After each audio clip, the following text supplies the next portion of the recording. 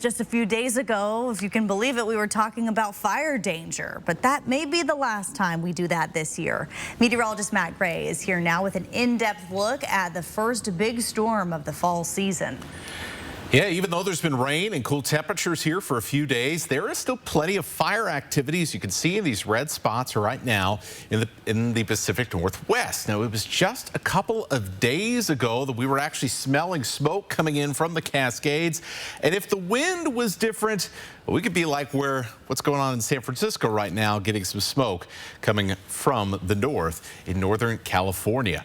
But that's all about the change with this first big storm of fall right here on the horizon. As Chris alluded to, the last place I'd want to be this weekend is off of the northwest coast, because there's going to be some big waves out there. An incredibly intense storm going to be developing right off of Vancouver Island, and it is going to be big enough to really bring home some impacts here at home. The main reason why, well, that storm's going to tap into some deep moisture. You can see there in those red and yellow colors, and swinging around towards the PNW like a fire hose in the sky, or as we call it in the weather biz, an atmospheric river. Now, this is a big deal because it has been just as dry west of the mountains as it has been here in the inland northwest, and that is where the action has been west of here with those fires lately over the past few weeks. Now, over the next week, the rain on the other side of the mountains, it is going to be incredible. In fact, the most rain since March or April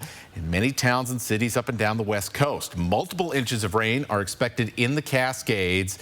And I tell you what, folks, that should shut down those fires probably for good, especially those fires in the North Cascades and around Wenatchee. Locally, we're not going to be doing too bad either. You see, when October arrives, many of our northern mountains will see well over ½ an inch of rain. And as for Spokane and Coeur d'Alene, well, it's a decent amount. We may not reach September average this year, but at least we'll be close, which we've only had 1 month about normal rainfall in Spokane this year, so I'll take anything relatively close.